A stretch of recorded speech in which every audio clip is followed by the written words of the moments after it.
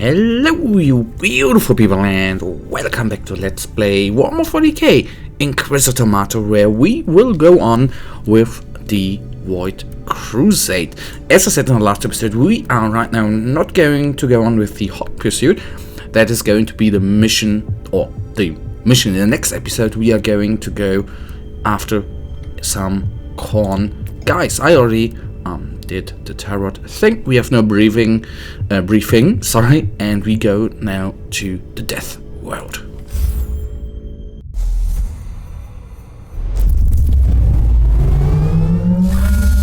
Xenos, demons, heretics. Enact the Emperor's will and purge the universe of their taint.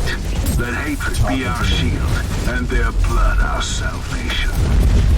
Well, at least we can try and see what is going to happen again in these kind of missions where you are playing against not a couple but quite a lot of I want to say cheaper enemies, but not as powerful enemies. Of course, the splash damage plasma rifle is very splendid, especially or even against the champion type of enemies, because in the end, with so many constructs at our side, we can just simply slowly focus it down, riddle it down, and do or let our constructs do wondrous work. I need to regenerate here for a second.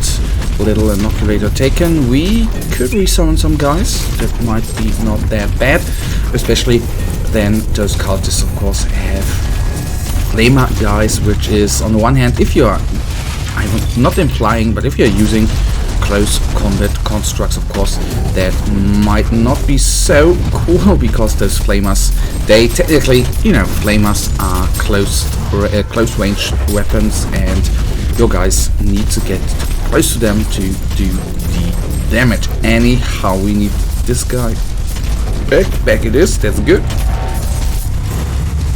Okay, right. Oh, we have to level up. That was in, well, I can't say that was intended, but that was the plan, because we did not, that's the reason why we did not play the other Void Crusade mission on the left branch, because I wanted to at least get one level up there. So it is quite cool to use this mission as some sort of farming mission, level or XP farming mission. So the plan until now, it worked out.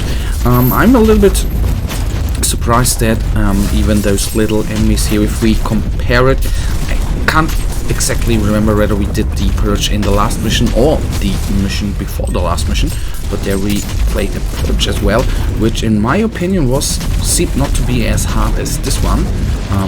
See, that's the, I don't always want to talk about problems, I just call that problem is always, if you play against Khorne, there are plenty of AoE dealing damage types of enemies, and of course you have a lot of flamers opposing you, so that's always the little downside. Anyhow, we are still doing good. We've nearly cleared out half of the enemies. That is always much appreciated, and they did some damage, but not too much, to be clear here.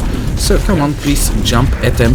So that's a little sad that our close combat vivisectors, as they are called, have not really, they have a jumping ability, but I think, or it feels like the cooldown there is not very long, but it seems to be long. Would be so cool if it actually would not be that long, but in the end you could say then it would be a little overpowered. In the end, we are doing well, even though there's a bloody champion.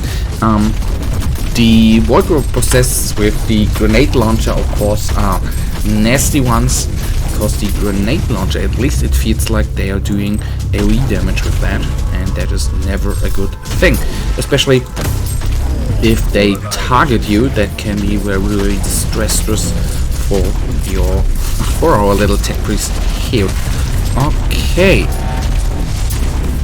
Not too many enemies actually remain here. That on the other hand is good for us. That is going to our direction, and I might have done a little mistake here in pulling too many enemies, but we are doing well. We are still standing and doing the damage by ourselves. That's of course is great.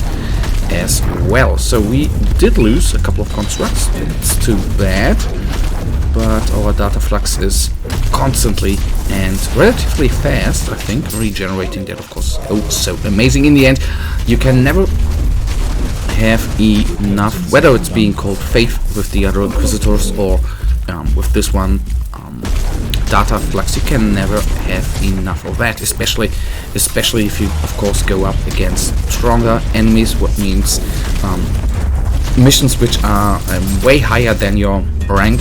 Then, of course, you have to resummon those constructs way more often, and then, of course, more data flux is very, very useful to take them down quickly and regen them. So to say, in the end, there's another champion where I would like to focus on, but it might be better if I focus on those with my splash damage here. To see 3 vivisectors there are tearing apart this berserker. That's very, very nice. Did not quite expect that, because I think he would just, you know, mow them down very, very quickly, because these guys, it at least seems like that every close combat unit in this game has at least one mighty AoE punch which deals a tremendous amount of damage, which is never a cool thing, especially if they hit you and you only have half of your HP remaining. That, of course, is very, very, so to say, aggravating. Perseverance favors the bold. Give them more death. So we have 17 guys remaining. That means the large, not the large horde, but the little horde which you see on the right minimap down there are the last enemies, I guess, and that would be good. So we plunged through this mission very, very quickly, which I really did not expect here. Once again, the enemies of the Imperium failed miserably. Yeah, and we get out of here.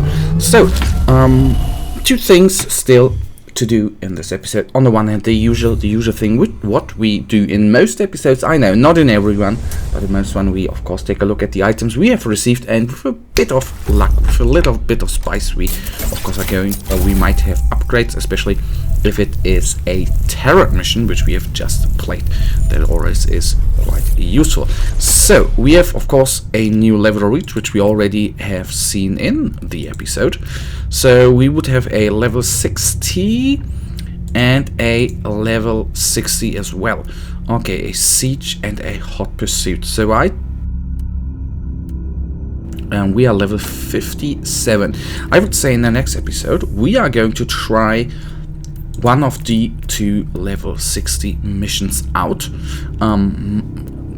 With a bit of luck, we are going to have a good time there. Maybe again a episode which is going to take a little longer than the current ones, which always have been around 10 minutes.